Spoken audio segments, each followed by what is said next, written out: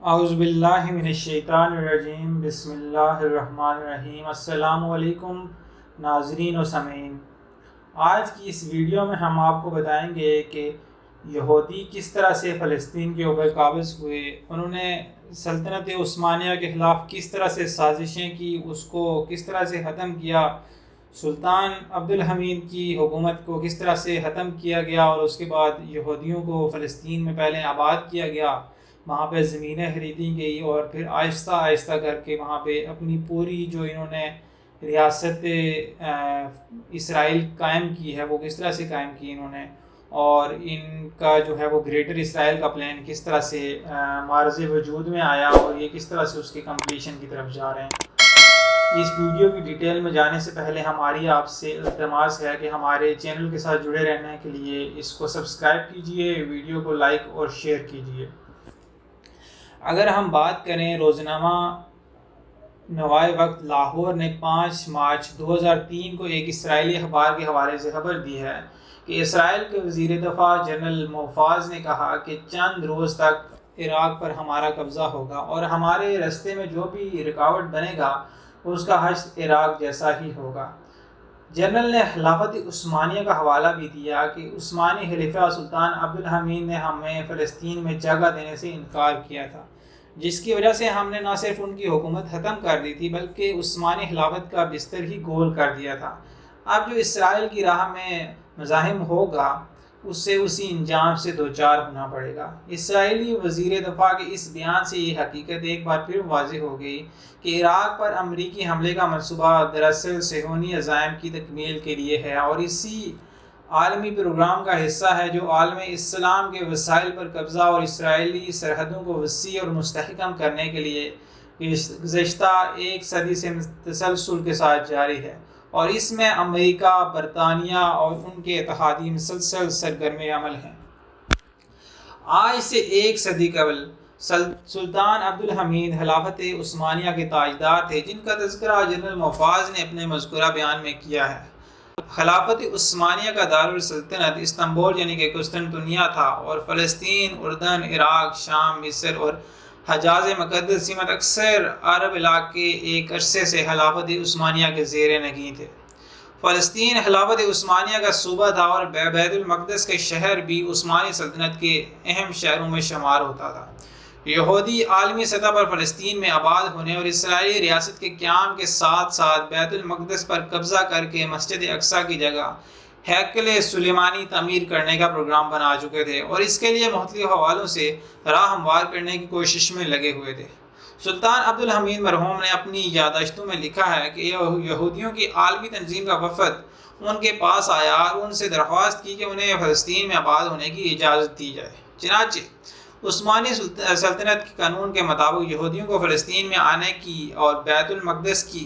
زیارت کی اجازت تو نہ تھی، مگر وہاں زمین خریدنے اور آباد ہونے کی اجازت نہیں تھی۔ چنانچہ 20ویں صدی کے آغاز تک پورے فلسطین میں یہودیوں کی کوئی بستی موجود نہ تھی۔ یہودی دنیا کے مختلف ممالک میں بکھرے ہوئے تھے اور کسی ایک جگہ بھی ان کی ریاست یا مستقل شہر نہیں تھا۔ سلطان عبدالحمید مرحوم نے یہ درخواست منظور کرنے سے انکار کر دیا کیونکہ اسرائیل، بیت المقدس اور فلسطین کے بارے میں یہودیوں کا عالمی منصوبہ ان کے علم میں آ چکا تھا۔ اس لیے ان کے لیے یہ ممکن نہ تھا کہ وہ اس صورتحال میں یہودیوں کو فلسطین میں آباد ہونے کی اجازت دے دے۔ سلطان مرحوم کا کہنا ہے کہ دوسری طرف یہودی لیڈران کا وفد ان سے ایک دفعہ پھر ملا تو یہ پیشکش کی کہ ہم سلطنت عثمانیہ کے لیے ایک بڑی یونیورسٹی بنانے کے لیے تیار ہیں جس میں دنیا بھر سے یہودی سائنسدانوں کو اکٹھا کیا جائے گا اور سائنس اور ٹیکنالوجی میں ترقی کے لیے یہودی سائنسدان خلافت عثمانیہ کا ہاتھ بٹائیں گے۔ اس کے لیے انہیں جگہ فراہم کی جائے اور مناسب سہولتیں بھی مہیا کی جائیں۔ سلطان عبدالحمید مرحوم نے وفد کو جواب دیا کہ وہ یونیورسٹی کے لیے جگہ فراہم کرنے اور ہر ممکن سہولتیں دینے کو تیار ہیں، بشرطے کہ یونیورسٹی فلسطین کے بجائے کسی اور علاقہ میں قائم کی جائے۔ یونیورسٹی کے نام پر وہ یہودیوں کو فلسطین میں آباد ہونے کی اجازت نہیں دے سکتے، لیکن وفد نے یہ بات قبول نہ کی۔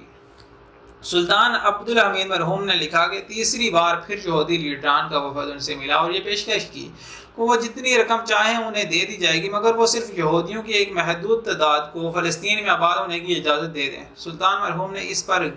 سخت غیظ و غضب کا اظہار کیا اور وفد کو ملاقات کے کمرے سے فوراً نکل جانے کی ہدایت کی، نیز اپنے عملہ سے کہا کہ آئندہ اس وفد کو دوبارہ ان سے ملاقات کا وقت نہ دیا جائے۔ اس کے بعد ترکی میں خلافت عثمانیہ کے فرمانروا سلطان عبدالحمید مرحوم کے خلاف سیاسی تحریک کی پاری کی گئی اور مختلف الزامات کے تحت عوام کو ان کے خلاف بھڑکا کر ان کی حکومت کو ختم کر دیا گیا۔ چنانچہ حکومت کے خاتمے کے بعد انہوں نے بقیہ زندگی نظر بندی کی حالت میں بسر کی اور اس دوران مذکورہ یادداشتیں تحریر کی گئی۔ انہوں نے لکھا کہ انہیں خلافت سے برطرفی کا پروانہ دینے کے لیے جو وفد آیا تھا اس میں ترکی پارلیمنٹ کا یہودی ممبر قرصو بھی شامل تھا، جو اس سے قبل مذکورہ یہودی وفد میں بھی شریک تھا، اور یہ اس بات کی علامت تھی کہ سلطان مرحوم کے خلاف سیاسی تحریک اور ان کی برطرفی کی یہ ساری کارروائی یہودی سازشوں کا شاخسانہ تھی، جس کی تصدیق اب تقریباً ایک صدی گزر جانے کے بعد اسرائیلی وزیر دفاع جنرل موفاز نے بھی مذکورہ بیان میں کر دی ہے۔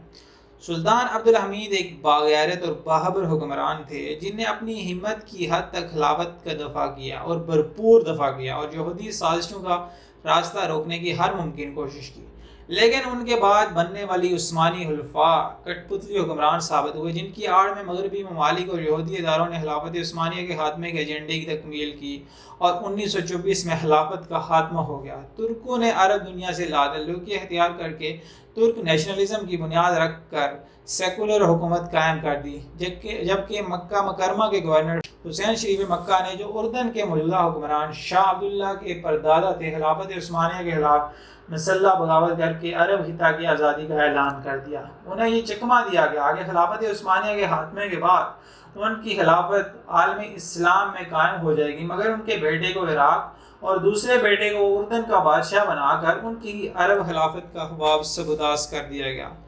حجاز مقدس پر آل سعود کے قبضہ کی راہ ہموار کر کے حسین شریف کو نظر بند کر دیا گیا، جنہیں باقی زندگی اسی حال میں گزارنا پڑی۔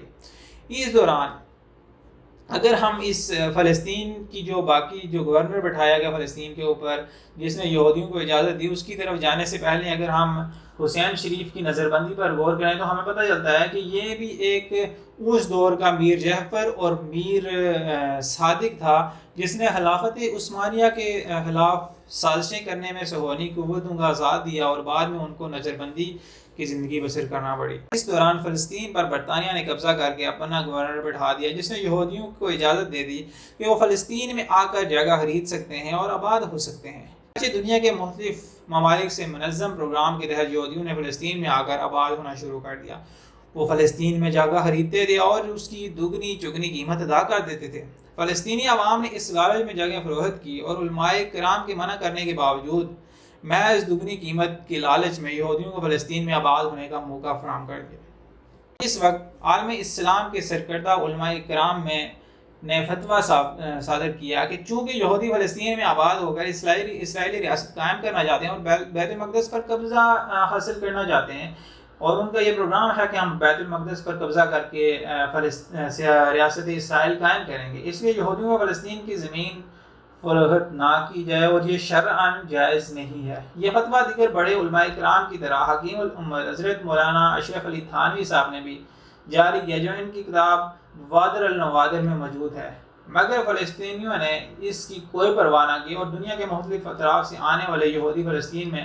بہت سی زمینیں خرید کر اپنی بستیاں بنانے اور آباد ہونے میں کامیاب ہو گئے، حتیٰ کہ 1945 میں اقوام متحدہ نے یہودیوں کو فلسطین کے ایک حصے کا حقدار تسلیم کر کے ان کی ریاست کے حق کو جائز قرار دے دیا اور فلسطین میں اسرائیل اور فلسطین کے نام سے 2 الگ الگ ریاستوں کے قیام کی منظوری دے دی، جس کے بعد برطانوی گورنر نے اقتدار یہودی حکومت کے حوالے کر دیا۔ یہ اس بیان کا مختصر سا پس منظر ہے جس میں اسرائیلی وزیر دفاع کے جنرل موفاز نے خلافت عثمانیہ کے فرمانروا سلطان عبدالحمید کی معذوری اور خلافت عثمانیہ کے خاتمے میں یہودیوں کے کردار کا تذکرہ کیا ہے۔ اس سے اندازہ کیا جا سکتا ہے کہ عالم اسلام کے دشمن کس قدر چوکنا، باخبر اور مستعد ہیں، اور اس کے مقابلے میں ہماری بے عزی، بے خبری اور ناعاقبت اندیشی کی سطح کیا ہے۔ اللہ تعالیٰ سے دعا ہے کہ یا اللہ ہمارے حال پر رحم فرما، آمین یا رب العالمین۔ ہماری آپ سے التماس ہے کہ اس چینل کے ساتھ جڑے رہنے کے لیے چینل کو سبسکرائب کیجئے، ویڈیو کو لائک اور شیئر کیجئے۔ جزاک اللہ۔